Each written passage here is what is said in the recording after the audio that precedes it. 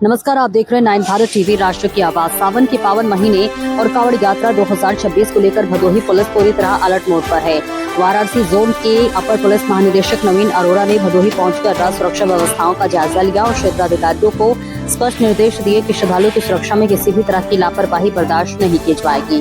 भदोही दौरे पर पहुंचे एडीजी नवीन अरोड़ा ने विंध्याचल परिक्षेत्र के पुलिस उप महानिरीक्षक पूनम और पुलिस अधीक्षक अभिनव त्यागी के साथ कांवड़ मार्ग विकास के निरीक्षण किया। इस दौरान सुरक्षा व्यवस्था, पुलिस तैनाती, यातायात प्रबंधन और श्रद्धालुओं के लिए उपलब्ध सुविधाओं की विस्तार से समीक्षा की गई। एडीजी ने अधिकारियों को निर्देश दिए कि कांवड़ मार्ग पर भोजन, पेयजल, चिकित्सा सुविधा, प्रकाश व्यवस्था, साफ सफाई, फायर सर्विस, एम्बुलेंस और ट्रेन की व्यवस्था हर समय सुनिश्चित रहे। उन्होंने कहा कि शिव भक्तों की सुरक्षा और सुविधा सर्वोच्च प्राथमिकता है। ज्ञानपुर पुलिस लाइन पहुंचने पर पुलिस गार्ड ने एडीजी को सलामी दी और इसके बाद उन्होंने पुलिस लाइन का निरीक्षण कर पुलिस कर्मियों की सुविधाओं का जायजा लिया और पुलिस व्यवस्थाओं को और अधिक मजबूत एवं प्रभावी बनाने के निर्देश दिए। उच्च स्तरीय समीक्षा बैठक में पुलिस अधीक्षक अभिनव त्यागी ने श्रावण मेला, कांवड़ यात्रा और अपराध नियंत्रण की तैयारियों का विस्तृत प्रस्तुतिकरण दिया। बैठक में महिला सुरक्षा, बाल अपराधों की रोकथाम, कानून व्यवस्था और मुख्यमंत्री की प्राथमिकताओं के अनुरूप पुलिस कार्यों की समीक्षा की गई। एडीजी नवीन अरोड़ा ने निर्देश दिया कि संवेदनशील क्षेत्रों, गंगा घाटों और कांवड़ मार्गों पर पर्याप्त पुलिस बल तैनात किया जाए।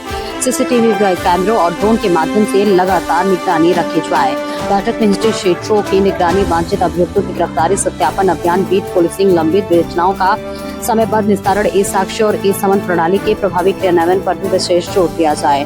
साथ ही साइबर अपराध, ऑनलाइन वित्तीय धोखाधड़ी, मिशन शक्ति जीरो फैसिलिटी अभियान, अवैध शराब, मादक पदार्थों की तस्करी और गौ तस्करी के विरुद्ध चल रहे अभियानों की समीक्षा की गई। बैठक के अंत में एडीजी ने कहा कि जनता की शिकायतों का समयबद्ध, निष्पक्ष और गुणवत्तापूर्ण निस्तारण पुलिस की सर्वोच्च प्राथमिकता है। कुल मिलाकर कांवड़ यात्रा 2026 को लेकर भदोही पुलिस पूरी तरह सतर्क और तैयार है। ब्यूरो चीफ कृष्ण दुबे की रिपोर्ट, जनपद भदोही। दौरे पर है, क्या यहाँ पर मीटिंग में चर्चा हुई, क्या प्राथमिकताएं हैं? अभी फिलहाल तो आप जानते ही हैं कि कांवड़ चालू इस समय चल रहे हैं लगातार। श्रावण मंथ की शुरुआत हो चुकी है, तो जो प्रयागराज से आने वाले कांवड़िए हैं, श्रद्धालु हैं, उनकी व्यवस्था देखने के लिए आज ये भ्रमण किया गया है। और बनारस से चलकर बाबू का सराय होते हुए और आई थाना होते हुए भदोही गोपीगंज तक हम लोग ने साथ में इंस्पेक्शन किया। डीआई साहब और एसपी साहब साथ में थे। वहाँ जितने भी कट्स हैं उन पे क्या व्यवस्था की गई है, वन साइडेड जो रोड चल रही है वहाँ की क्या व्यवस्था है, हमारे अपने बैरियर्स कहाँ लगे हैं, पुलिस फोर्स जो डिप्लॉय है उनसे बात की गई कि उनकी ट्रेनिंग, उनकी ब्रीफिंग कैसी है और श्रद्धालुओं को किसी प्रकार की कोई असुविधा ना हो उनके लिए भी जो कैंप बने हुए हैं, वहाँ के भोजन पानी की, चिकित्सा की व्यवस्थाएं, साथ में जो पुलिस की व्यवस्थाएं होती हैं जिसमें फायर सर्विस है, एम्बुलेंस है, हमारी अपनी क्रेन्स हैं अगर कोई गाड़ी खराब हो जाए, प्लस श्रद्धालुओं के लिए भी जो उनकी सुविधाओं के लिए व्यवस्था है, लाइट की, रोड क्लियरेंस की, वो सब काफ़ी डिटेल में देखा गया और संबंधित अधिकारियों से वार्ता भी की गई।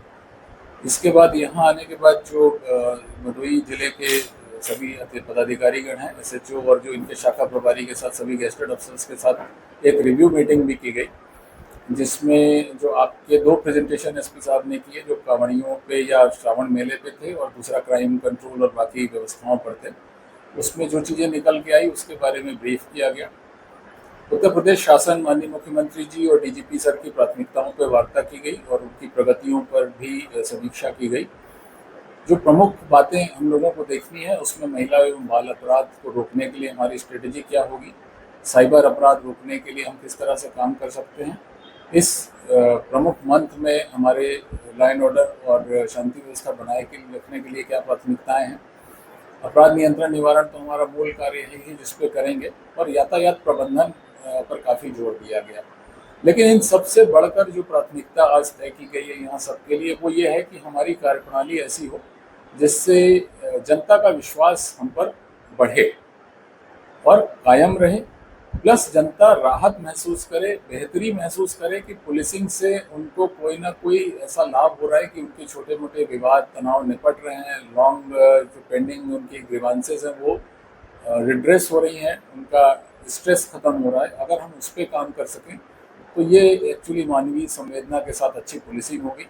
और जो बाकी ऐप्स टेक्निकल सर्विसेज हेडक्वार्टर ने डेवलप किए थे, जैसे क्राइम एनालिटिक्स पोर्टल है, फुट पेट्रोलिंग ऐप्स है और crime conviction and prosecution portal है, साथ में जो हमारा ई साक्ष्य का रिव्यू पोर्टल है, इन सब पोर्टल्स पे लाइव डेमोन्स्ट्रेशन भी किया गया है। मुझे उम्मीद है कि एक बहुत अच्छी टीम यहाँ है और हम आगे उससे और आगे मिलकर एक अच्छे टीम वर्क के साथ इसमें और पॉजिटिव रिजल्ट्स लाएं।